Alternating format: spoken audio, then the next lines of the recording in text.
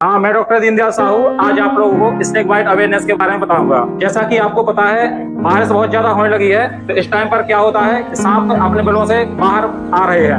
क्यों आते हैं? क्योंकि उनके बिल में क्या हो जाता है, पानी भर जाता है ना। तो इस टाइम पर सांप बाहर निकलते हैं, तो इस टाइम पर वो काट भी रहे हैं। क्यों काटते हैं वो? सांप इंसानों के दुश्मन नहीं है। जब सांप को लगता है कि कोई उनके ऊपर आक्रमण कर रहा है, तब पर वो काटते हैं। जैसे कि आप लोग गांव से आते हैं तो रास्ते में बड़ी बड़ी घास मिलती है, जा रहा है ना, तो आप लोग बिल्कुल चुपचाप आ रहे थे, बिल्कुल कोई आवाज नहीं करते हैं, और वहां पर सांप भी चुपचाप बैठा रहता है। वहां पर क्यों बैठा रहता है चुपचाप? क्योंकि सांप तो अभी मैदान में नहीं मिलेगा आपको, कहीं झाड़ी में रहेगा, है ना, वो छुप के बैठता है क्योंकि वो इंसान से डरता है ना। वो भी साइलेंट बैठा था, आप भी साइलेंट आ रहे हैं, और आपने एकदम उसके पास जाके ऐसा पैर रख दिया।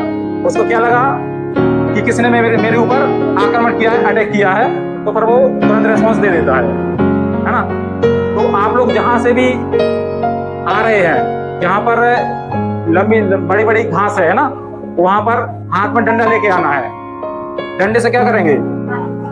सांप को मारना नहीं है ना। जो डंडा रहेगा उसको जमीन में मारेंगे या फिर चारों में ऐसा मारेंगे ना, उससे आवाज होगी, आवाज को सुनेगा और वो भाग जाएगा। सांप के कान होते हैं, है ना। सांप के कान बाहर जैसे अपने वैसे नहीं होते हैं, लेकिन उनको सुनाई देता, मतलब जो वाइब्रेशन रहते हैं, ठीक है, जो कंपन रहते हैं ना, उसको वो सेंस करते हैं, ठीक है। तो अपन बात यही करेंगे कि वो सुनते हैं।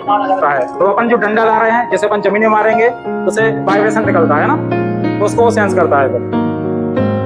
अपन कहीं भी ऐसी जगह जा रहे हैं तो हमें सांप को बताना है कि हम आ रहे हैं, है ना। अगर हम नहीं बताएंगे तो फिर वो 100% काटेगा। कभी ऐसा नहीं हुआ है कि हम सांप को भगा रहे और वो भागा ना हो। वो तो वैसे ही सांप डरता है इंसानों से, है ना, लेकिन हम क्या करते हैं, जहां सांप देखा और मारो मारो मारो मार देते हैं। ऐसे बहुत सारे केस हुए हैं जहां पर सांप को मारते समय सांप ने काट लिया और जो सांप को मार रहा था वो मर गया। जैसे आप लोग आते हैं गांव से, है ना, तो रास्ते में कुआं मिलेगा, तालाब मिलेगा, नदी मिलेगी, है ना। तो ये जगह जो रहती है वो सांप की रहने का उनका घर है। तो ऐसी जगह से आते हुए हमें क्या करना चाहिए? हमें आवाज करते हुए आना चाहिए, ठीक है। वहां पर ही वो शांत बैठे रहते हैं अपने घर में। हो सकता है कोई बाहर बैठा हो, वो जैसे सुनता है कि इंसान आ रहा है, वो खुद भाग जाते हैं। वो नहीं चाहते कि हम इंसान से बात करें, मिले, है ना। वो खुद डरते हैं कि हम इंसान से मिलना ही नहीं है ना। लेकिन हम गलती क्या करते हैं, उनको बताते ही नहीं है ना।